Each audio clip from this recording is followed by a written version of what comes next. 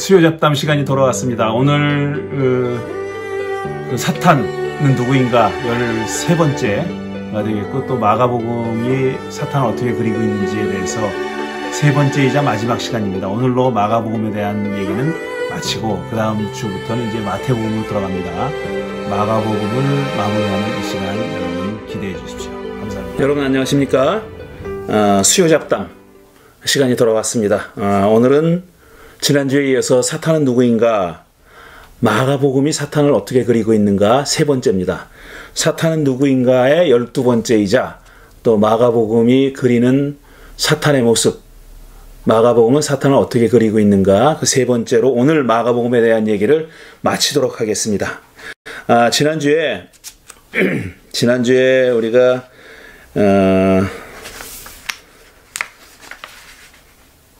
예수가 바알세불 들렸다고 비난한 예루살렘에서 내려온 율법학자들 얘기를 했죠. 귀신의 두목의 힘을 빌어서 귀신을 내쫓는다 라는 비난에 예수님이 어떻게 대처하셨는지 하는 것을 얘기했습니다. 자, 오늘은 그러면은 계속 이야기를 이어갈 텐데, 오늘 이야기는 예수님의 가족들이 등장하는 데서부터 시작해 보겠습니다. 마가복음 3장 31절 이하, 그 다음에 4장 10절 이하에 보면은 예수님이 가족들에 대해서 얘기하는 대목과 그 다음에 예수님이 일종의 어떤 그 내부자와 외부자를 구분하는 그런 얘기가 등장합니다. 먼저 3장 31절 이하를 좀 읽어보겠습니다. 그때 예수의 어머니와 형제들이 찾아와 바깥에 서서 사람을 들여보내 예수를 불렀다. 무리가 예수의 주위에 둘러앉아 있다가 그에게 말하였다. 보십시오, 선생님의 어머니와 형제들과 누이들이 바깥에서 선생님을 찾고 있습니다. 예수께서 그들에게 대답하셨다. 누가 내 어머니이며 내 형제들입니까? 그리고 주위에 둘러앉은 사람들을 둘러보시고 말씀하셨다. 보시오, 내 어머니와 내 형제들입니다. 누구든지 하나님의 뜻을 행하는 사람이 곧 내 형제요, 자매요, 어머니입니다. 이렇게 말씀하셨습니다. 지난주에 우리가 그 바알세불 얘기할 때 그 얘기를 했었죠. 그 예수의 친척들이 예수가 미쳤다 하는 소문을 듣고 예수를 찾으러 왔다. 예수에게 왔다 그랬어요. 그때 이제 바알세불 얘기가 나온 겁니다. 그 이야기 바로 다음에, 그러니까 예수님의 친척들이 예수님 미쳤다는 소문을 듣고 찾아왔다는 거죠. 굉장히 부정적인 서술이죠. 예수님의 친척들을 부정적으로 서술하는 그런 대목이고요. 지금 읽은 이 마가복음 3장 31절 이하도 마찬가지입니다. 예수의 어머니와 형제들이 찾아와 바깥에 서서 사람을 들여보내 예수를 불렀다 그랬는데, 이 이야기는 그 앞에 바로 앞에 나오는 그 바알세불 얘기 전에 나오는 예수의 친척들이 예수가 미쳤다는 소문을 듣고 잡으러 왔다고 하는 이야기가 연결되는 이야기입니다. 그 중간에 바알세불에 관한 논쟁이 중간에 들어있는 거죠. 그러니까 가족들의 얘기가, 가족과 친척의 얘기가 양쪽에 나오고 그 가운데 바알세불 얘기가 샌드위치처럼 들어있는 그런 모습입니다. 그런 모양입니다. 그러니까 지금 바알세불에 대한 얘기 물론 부정적입니다.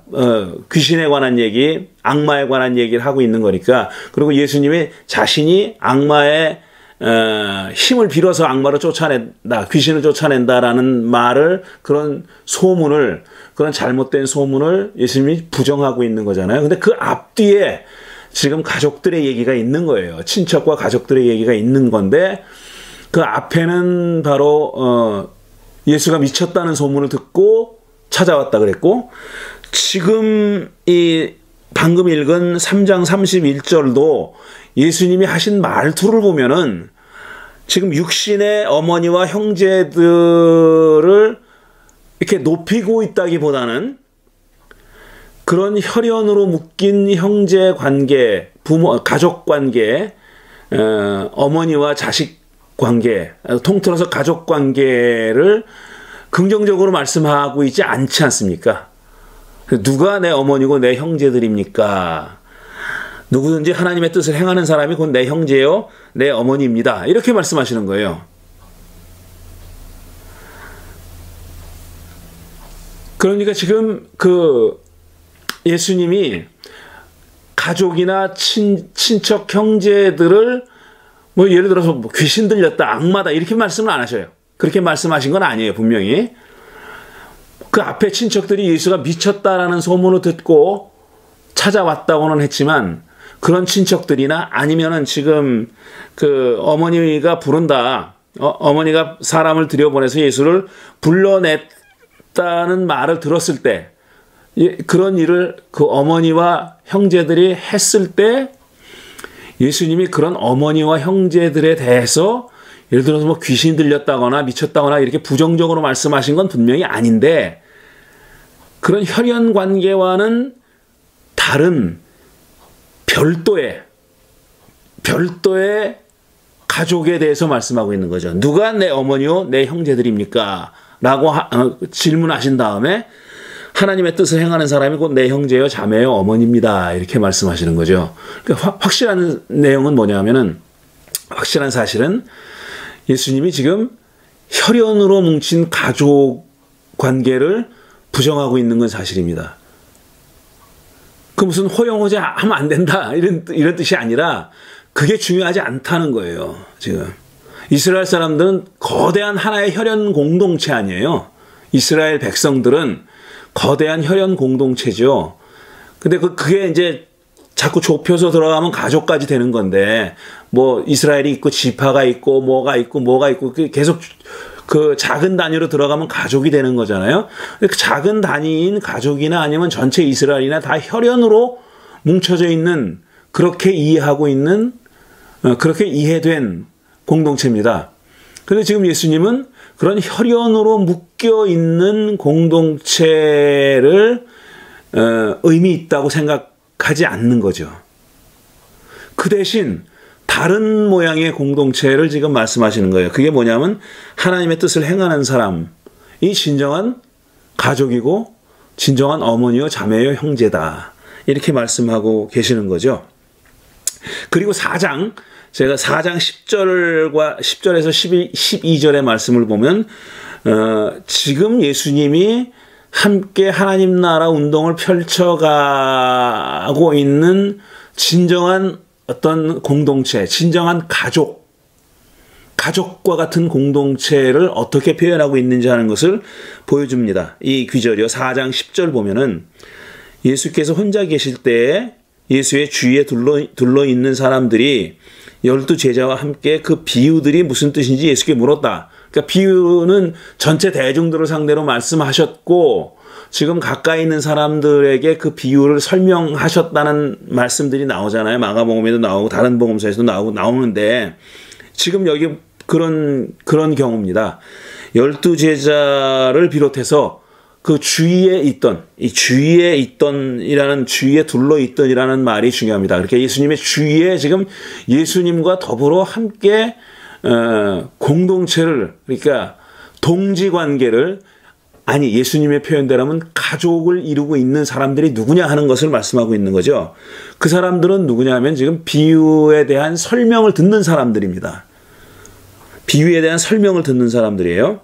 예수께서 그들에게 말씀하셨다. 11절. 예수께서 그들에게 말씀하셨다.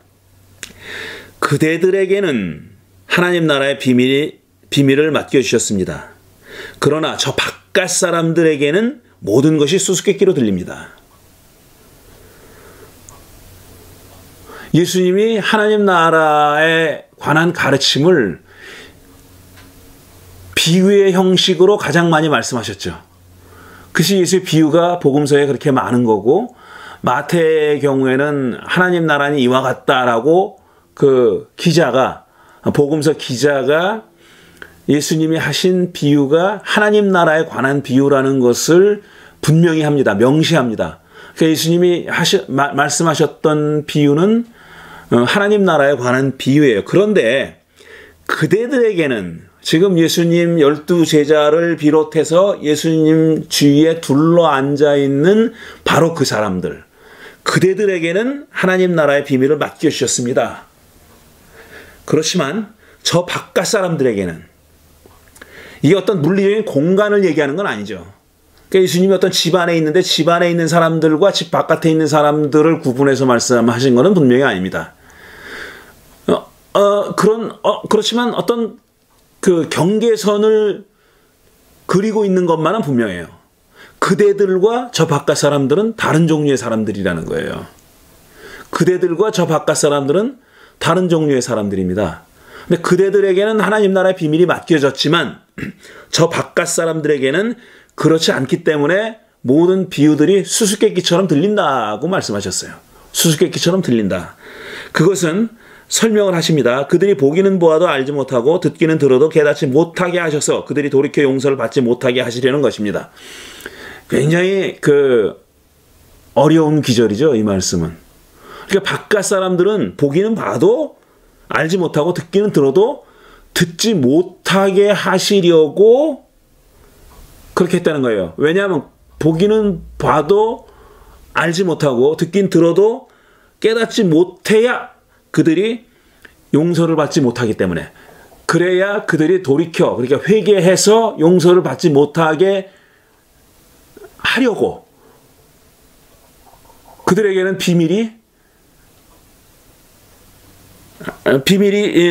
비밀을 맡겨주지 않으셨다는 겁니다. 하나님 나라의 비밀을 그들에게는 밝혀주지 않으셨다는 거예요. 지금 여기서 예수님은 그러니까 내부자와 외부자를 분명하게 뚜렷하게 구분합니다. 그리고 지금 예수님이 말씀하시고 있는 이 상황 속에서는 지금 유대 사회 안에서 말씀하고 있는 거예요. 물론 유대 사회 안에도 이방인들이 섞여 들어와 살고 있습니다. 하지만 사도 바울이 했던 것처럼 유대의 지경 바깥으로 나가서 선교하는 거, 이걸 얘기하는 건 아니에요. 그걸 얘기하는 건 아니고, 지금 유대 사회라고 하는 커다란 사회 안에 내부자와 외부자가 있다고 얘기하시는 거예요. 근데 그 내부자들에게는, 그러니까 지금 이 말씀을 듣고 있는 그대들에게 12 제자를 비롯한 예수님의 주위에 둘러앉아있던 그대들, 그 사람들에게는 하나님 나라 비밀이 맡겨졌다. 그들은 내부자들입니다. 그들은 하나님 나라 운동을 펼쳐가는 어떤 집단 혹은 공동체의 내부자들이고, 저 바깥에 있는 사람들은, 그러니까 테두리 바깥에 있는 사람들은 외부자들입니다. 그들에게는 하나님 나라 비밀이 맡겨져 있지 않아요. 그래서 그들은 비유를 들어도 수수께끼로 들립니다. 무슨 말인지 깨닫지 못해요. 왜 그러냐 하면은, 그건 하나님이 들어도 알지 못하고, 보아도 알지 못하고, 들어도 깨닫지 못하게 하시려고 했기 때문이다. 이렇게 말씀하고 있습니다. 조금 우리로서는 이해하기가 그렇게 쉬운 말씀은 아니에요. 아니, 예수님이 하나님 나라 복음을 모든 사람들에게 전파하고 펼쳐 놓으시려고 한 거지, 이게 무슨 내부자 외부자에게 가리는 것이 예수님의 과연 뜻이었을까? 이런 질문을 던질 수 있습니다.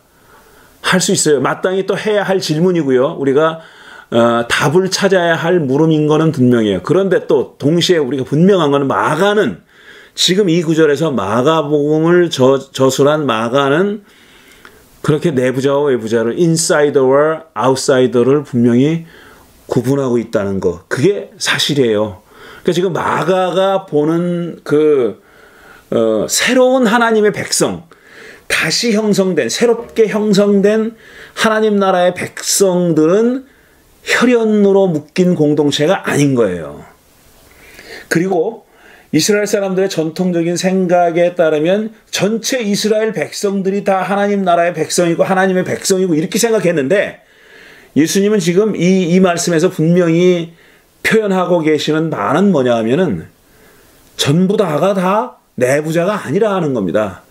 전부가 다 하나님 나라의 백성은 아니다라는 거고, 그 다음에 외부자의 바깥의 사람들 가운데는, 바깥에 존재하고 있는 사람들, 바깥에 놓여있는, 경계선 바깥에 놓여있는 사람들 가운데는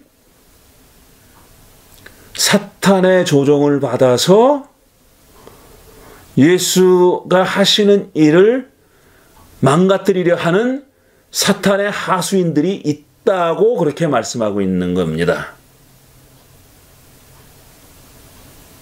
근데 유대인들은 전통적으로 그렇게 생각하지 않았어요. 전체를 다 내부자라고 생각했다고요. 그래서 외부자들, 그러니까 예를 들어서 지금 가장 큰 외부자는 누구냐? 로마 제국입니다. 로마 제국은 바깥 사람들이고 외부자예요. 외부자하고 그 자기 안에 속해 있는 사람들, 그러니까 예를 들어서 그 당시에 대표적인 종파들이었던 바리새파, 사두개파, 혹은 에세네파, 뭐 등등 이런 그 사람들은 다 내부자예요. 자기들끼리 경쟁을 하고 크고 작은 문제로 다투고 갈등하고 그러긴 하지만 교리 이상의 차이가 있는 건 분명하지만 그들 스스로는 다 뭐라고 생각했냐면 자기들이 다 한 테두리 안에 있는 한 가족이라고 생각했던 거죠. 왜냐하면 혈연을 중심으로 하는 다 언약 백성이고 이스라엘 사람들은 다 하나다. 한 공동체다 이렇게 생각했는데 예수님은 그것과는 전혀 다른 지금 말씀을 하고 있는 겁니다. 실질적으로 새롭게 형성된 하나님의 백성들, reformed 된 새롭게 형성된 재형성된 하나님의 백성들은 유대인들이 생각했던 내부자 가운데서 일부다라고 얘기하는 거예요. 지금 예수님 주위에 있는 분들, 그런 제자들을 비롯한 12제자를 비롯한 그런 사람들과 또 예수님의 뜻을 이어서 하나님 나라 운동을 펼쳐갈 사람들이 내부자고 나머지는 다 외부자다라고 본 겁니다.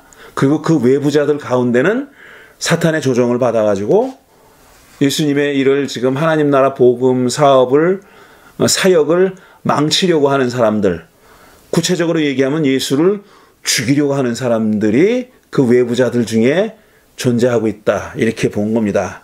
그래서 7장 5절 이하를 보면은 좀 23절까지인데 길어요. 그러니까 제가 꼭 필요한 부분만 따서 읽어보겠습니다. 7장 5절부터 23절까지를 보면 이렇게 돼 있어요. 그래서 바리새파 사람들과 율법학자들이 예수께 물었다.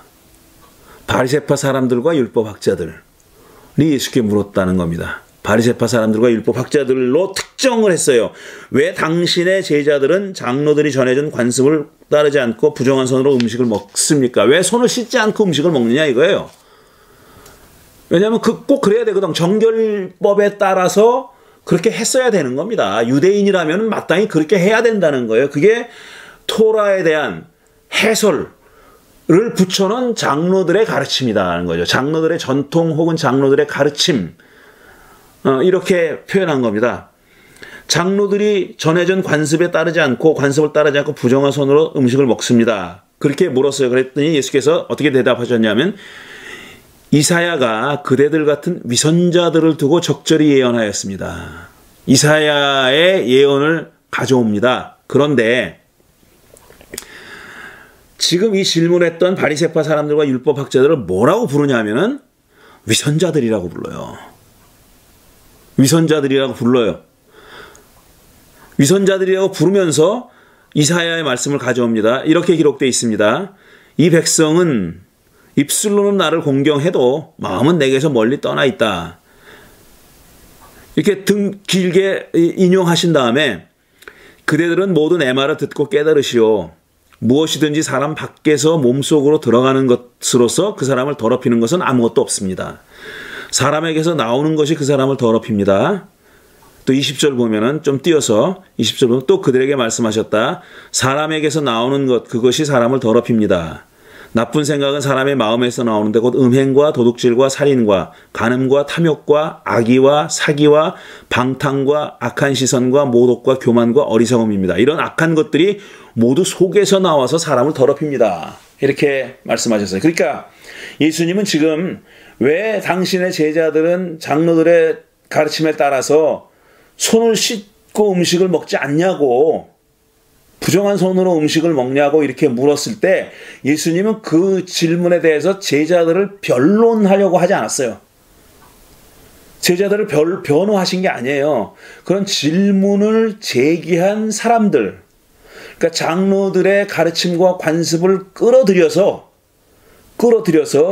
예수와 예수의 제자들, 그리고 예수께서 하시려고 하는 일을 이렇게 비난하고 비판하려고 하는 사람들을, 구체적으로는 바리새파 사람들과 율법학자들을 위선자라고 부르시면서 그들이 준수해왔던,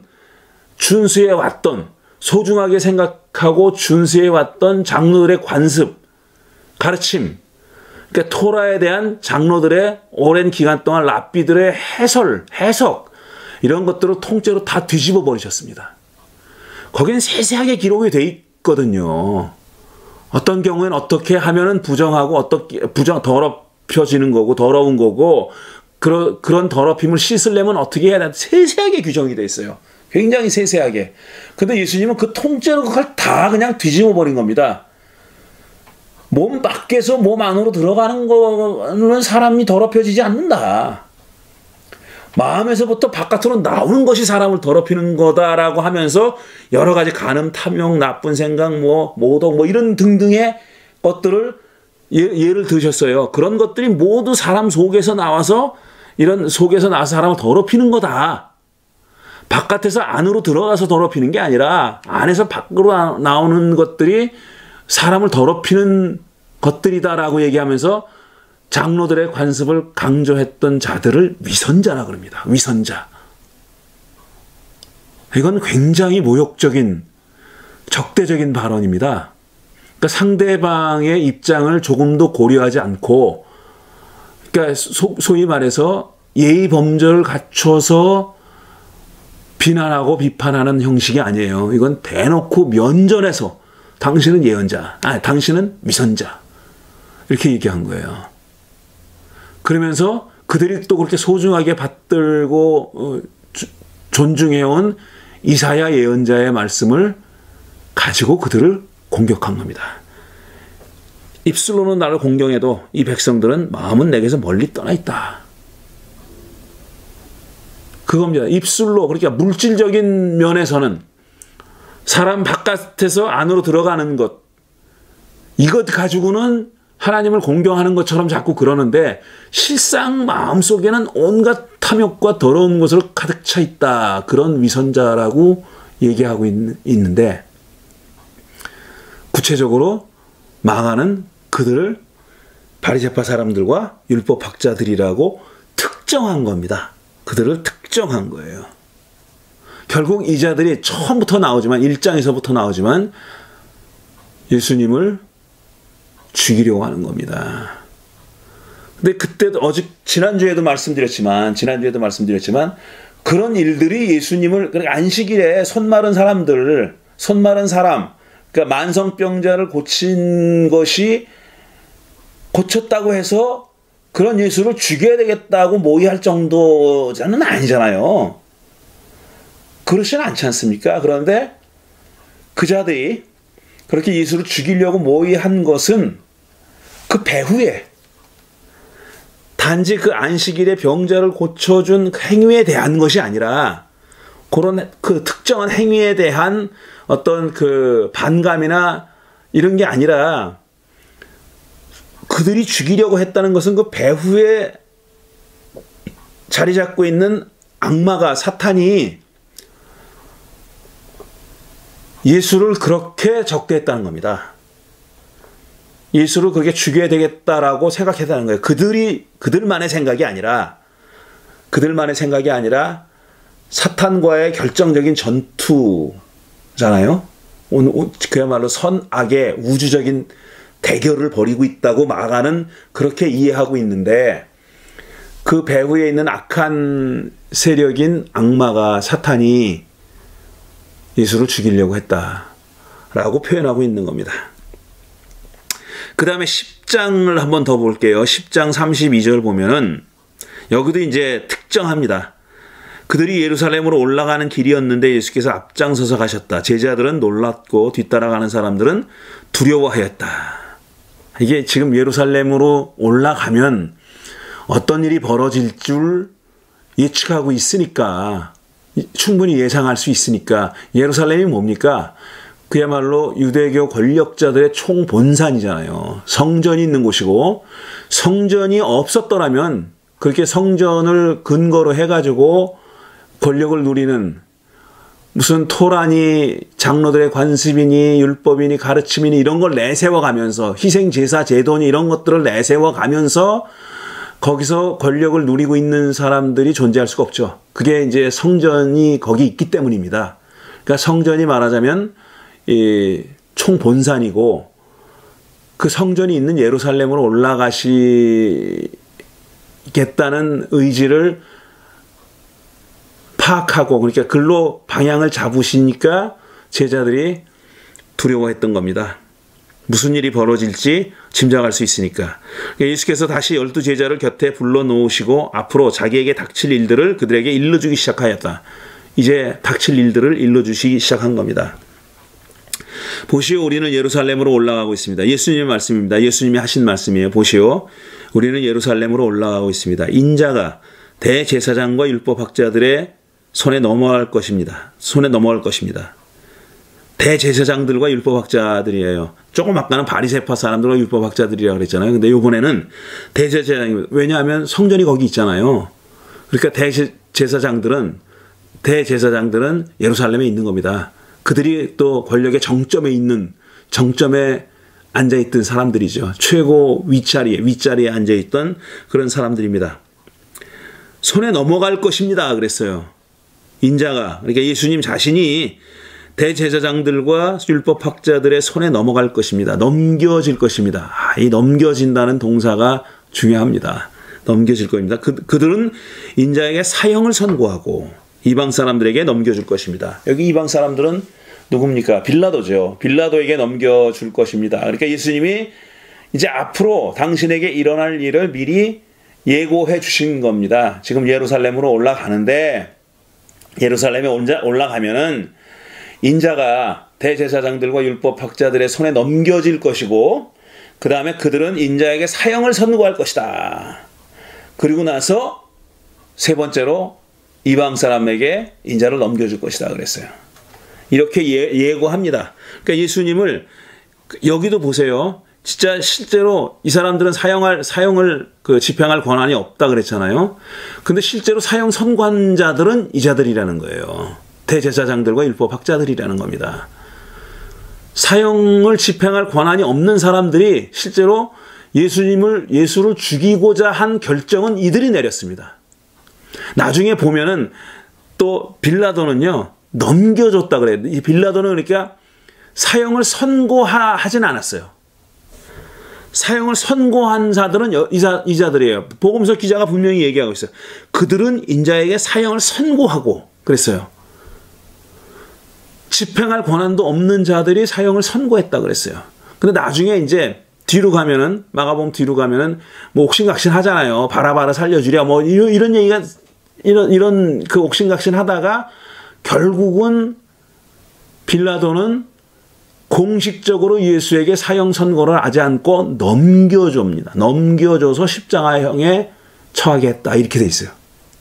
그렇게 표현하고 있어요. 이것도 상당히 의도적인 그런 서술이라고 저는 보입니다.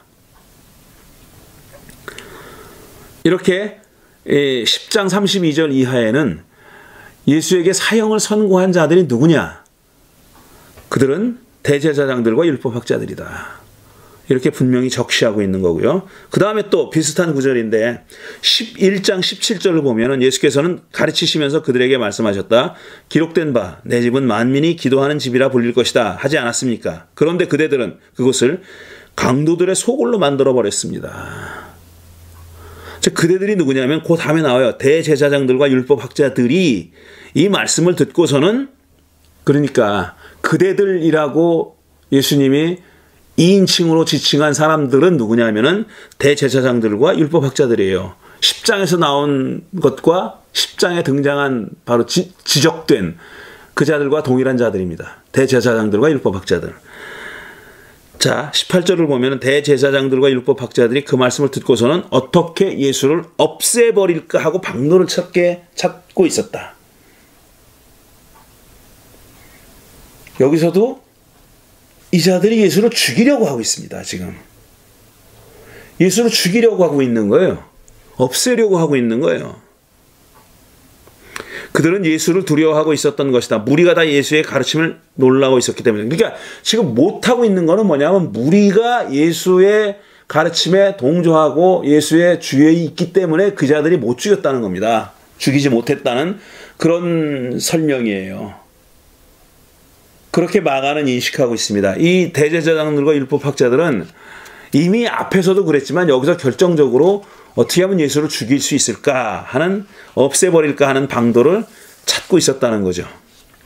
그래서 이제 예수님이 제자들에게 경고성 메시지를 보냅니다. 그게 나와 있는 구절이 13장이에요. 13장 9절 이하를 보면은 이게 마치 마지막 날에 벌어질 것처럼 벌어지는 일인 것처럼 말씀하시지만 실제로는 말이죠. 물론 마지막 날에 대한 예언도 되지만 실제로는 유다 전쟁, 그러니까 제2차 저항 전쟁, 유다인으로 보면은 66년에서 70년 사이에 벌어진 제2차 유다 전쟁과 그다음에 그 후폭풍의 결과로 그 결과로 성전이 파괴되고 막 다 쫓겨나고 그랬잖아요. 예루살렘에서 유대인들이 다 쫓겨나고 로마는 거기다 군대를 주둔시키고 등등 했었다고 말씀드렸잖아요. 그게 그 제2차 유대 전쟁이 마가복음서의 내용을 이해하는데 굉장히 중요한 관건이라는 말씀을 제가 강조해서 드렸는데, 지금 13장 9절 이하에서 예수님이 하신 말씀도 잘 생각해 보면은 그 유대 전쟁 이후에 예수의 제자들이 겪을 일들을 미리 말씀해 주고 있는 걸로 보입니다. 읽어볼게요. 제가 9절 보면 그대들은 스스로 조심하시오. 사람들이 그대들을 법정에 넘겨줄 것이며 그대들은 회당에서 매를 맞을 것입니다. 그랬어요. 회당에서. 회당은 뭡니까? 유대인들이 가는 데잖아요. 유대인들의 학교 같은 데잖아요. 그러니까 성전은 예루살렘에 한 군데 있으니까 곳곳에다가 회당을 만들어 놨어요. 그래서 회당이 있고 회당장이 있고 거기서 어떤 종교 행사가 이루어지고 교육이 이루어지고 그다음에 토라를 읽고 등등 그런 일들이 이루어지는 겁니다. 예배가 이루어지는 거예요. 짐승 제사를 드리지는 못하지만 성전이 아니니까. 그러니까 곳곳에 있는 회당에서 그런 일들을 했거든요. 그러니까 종교기관이자 교육기관의 역할을 했던 게 회당입니다. 그런데 지금 예수님은 그대들은 회당에서 매를 맞을 것이라고 그랬어요. 그러니까 예수의 제자들이 어디서 매를 맞냐면 회당에서 매를 맞을 것이다.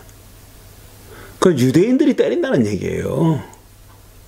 같은 유대인인 예수의 제자들을 때릴 거다 그랬어요. 법정에 넘겨줄 것이며, 다양한 법정들이 있는데 각급 법정들이 있는데 거기서 법정에 넘겨서 판결을 받게 할 것이고 그에 따라서 매질을 할 거다 이겁니다. 매질을 할 거다. 또 그대들은 나 때문에 총독들과 임금들 앞에 서게 되고 그들에게 증언할 것입니다.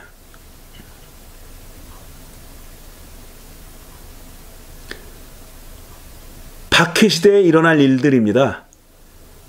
그리고 그 총독들과 임금들은 뭐냐면 예수를 부정하라고, 부인하라고 그렇게 시킬 거 강요하죠.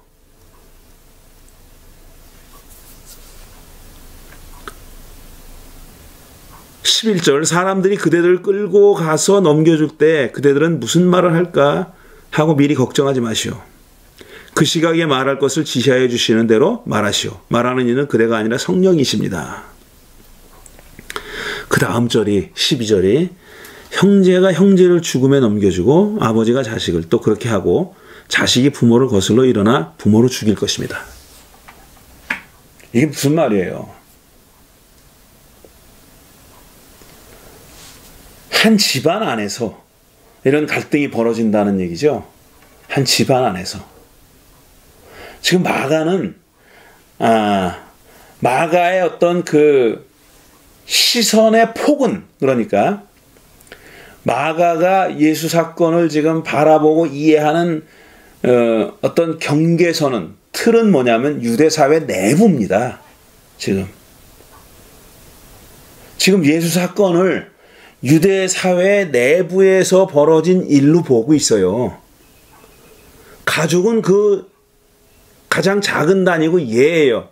거기서 분쟁이 일어난 겁니다. 지금 바알세불 얘기했을 때처럼 바알세불 얘기했을 때 가족이 싸우고 나라가 싸우면 되겠느냐, 다 서지 못한다 그렇게 말씀하셨잖아요. 근데 그 일이 지금 벌어지고 있다고 보는 겁니다.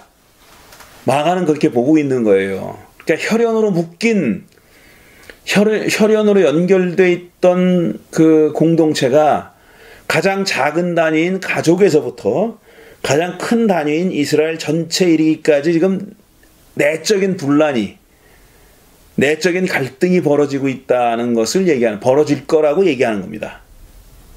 실제로 벌어지고 있었고요. 그 마가의 시대에는, 마가가 이 복음서를 쓰던 시대에는 그런 갈등이 벌어지고 있었던 거예요. 그런데 예수님은 그런 갈등이 벌어질 것을 미리 말씀하셨는데 뭘로 말씀하셨냐면, 누가 내 어머니고 누가 내 자매고 누가 내 형제들입니까? 하나님의 뜻을 행하는 자가 바로 내 자매요 형제요 어머니입니다라고 말씀하셨잖아요.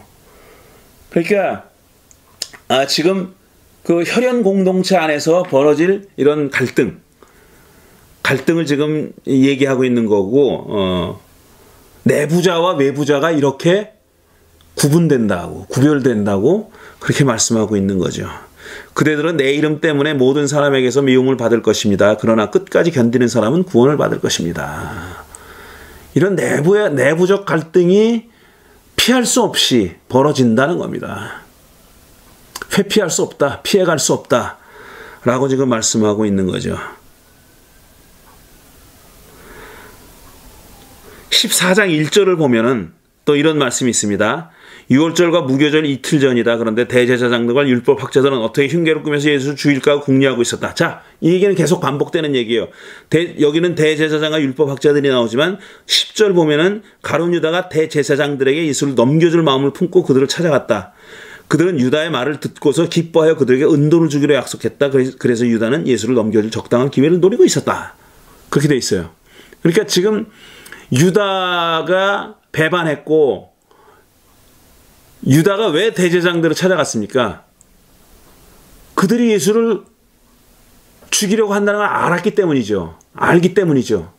그러니까 예수를 넘겨줄 적당한 사람이 누구냐? 찾아간 거예요. 대제사장들을 찾아간 거예요. 그래서 예수를 넘겨주기로 작정한 거죠. 그러니까 지금 마가는 이 자들이, 그러니까 대제사장들, 율법학자들, 그 다음에 바리새파 사람들, 대표적인 세 부류의 사람들을 들고 있는데, 물론 헤롯 당도 등장하고 아주 가끔 등장합니다. 그런데 가장 빈번하게 등장하는 사람들이 지금 말씀드린 세 종류의 사람들이에요. 대제사장들, 율법학자들, 바리새파 사람들, 이 세 부류의 사람들이 대표적으로 세 부류의 사람들을 들고 있는데, 그러니까 마가가 말하려고 하는 거는 뭐냐면은 이들이 사탄의 조정을 받아가지고 예수를 죽이려고 했다고 말하는 거예요.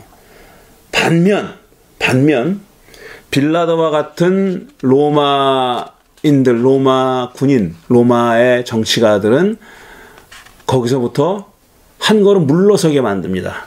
그 예수를 죽인 책임에서부터 한 걸음 떨어지게, 한 걸음 멀리 떨어뜨려 놓는 게 마가예요.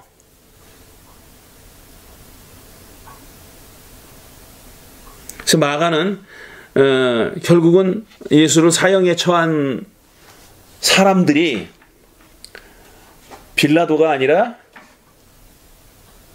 대제사장들과 율법학자들과 바리새파 사람이라고 그렇게 얘기하고 있는 겁니다. 그러니까 예수의 죽음의 책임이 누구에게 있느냐 하면은 빌라도가 아니라 이 세 부류의 사람들에게 있다라는 거예요. 그런데 참 곤혹스러운 건 뭐냐면은 이 마가가 이렇게 착하다고는 말하지 못하지만 어쨌든 예수를 죽인 책임에서부터 이렇게 면제시켜 주려고 노력했던 빌라도, 그래서 그런 뜻을 가지고 빌라도를 그리고 있는데, 마가가 그리는 빌라도하고 그 다음에 일반 역사가들이 남겨놓은 기록이 보여주는 빌라도하고는 너무 차이가 많아요. 너무 차이가 많아서 이런 마가의 의중을 우리가 다 헤아리기가 쉽지가 않다는 겁니다.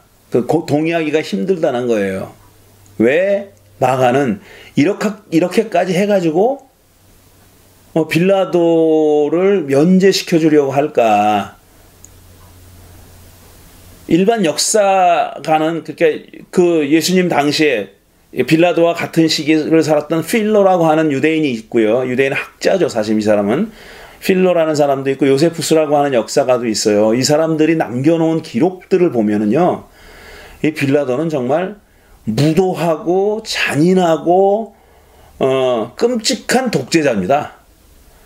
그리고 유대인들의 전통을 존중하지 않았던 그런 유대인의 입장에서 보면은 마가처럼 이렇게 부드럽게 대할 수 없는 인물이에요. 몇 가지만 예를 들면은 이 빌라도는 이스라엘 사람들은 예루살렘에 이렇게 뭐 어떤 이방 신의 신상을 들여온다거나 아니면 로마 황제의 신상을 들여온다, 형상을 들여오는 것은 용납할 수 없는 일이에요. 그런데 빌라도는 그걸 하려고 했습니다. 황제의 형상을 예루살렘을 가지고 오려고 했고요. 그 다음에 또 하나는 이제 수로, 예루살렘에다 수로를 놓는 공사를 하고 싶어요. 수로, 물길, 수로를 놓는 공사를 하고 싶은데 돈이 없잖아요. 그러니까 성전에 있는 재산을 갖다가 쓰려고 그랬어요. 근데 유대인들에게 성전에 있는 재산들 있잖아요. 성전의 보물들. 그거는 다 거룩한 거예요. 그걸 가져다 쓸 수 없는 겁니다. 그런데 그걸 가져다 쓰려고 했고요. 그런 식으로 유대인들의 전통을 짓밟고 무시했을 뿐 아니라 사람을 죽이는 것들도, 죽이는 일들도 그렇게 어렵지 않게 생각했던 사람이에요. 한 번은 이제 시위대들이, 유대인들의 시위대들이 이제 막 모여 있습니다. 모여가지고 이제 막 저항하고 데모를 하고 시위를 하는데, 빌라도는 어떤 명령을 내렸냐면 자기 수하에 있는 로마 군인들 있잖아요. 군인들 평복을 입혔어요. 군복을 벗기고 평복을 입고 그 사람들 틈에 숨어 있게 했어요. 옛날에 뭐 80년대 이런 거 많았습니다. 그 민주 시민들이 데모하고 시위하고 그러는데 소위 이제 백골단이라고 불리는 사람들이 사복 형사들이에요. 사복 형사들이 숨어 있다가 갑자기 막 체포하고 막 그러던 일들이 많았거든요. 근데 그거하고 똑같은 일이에요. 그게 역사가 그렇게 오래된 겁니다. 2000년 역사가 된 거예요. 빌라도가 그런 짓을 했습니다. 군인들 평복을 입혀가지고, 일반복을 입혀가지고 시위대들 틈에 있다가 거기서 체포하고 죽이고 하는 일들을, 그런 짓들을 했어요. 그런 빌라도입니다. 그런 빌라도를, 그런데 이 마가복음의 저자인 마가는 예수의 죽음으로부터 책임을 벗겨주고, 그 대신 실질적으로 예수를 죽인 사람들은 대제사장과 대제사장과 율법학자들과 바리새파 사람들이라고 그렇게 강조하고 있는 겁니다. 그리고 그들이 한 짓은 사실 그들만의 한 짓이 아니라 그들 배후에 있는 그 거대한 악의 세력, 악마가 조정을 해서 그런 짓들을 벌였다라고 그렇게 서술하고 있는 겁니다. 요약하면은 마가복음에서는 이런 방식으로 지금 말씀드린 대로 이런 방식으로 악마를 그리고 있습니다. 이제 마태와 누가, 요한은 조금씩 달리 그리고 있죠.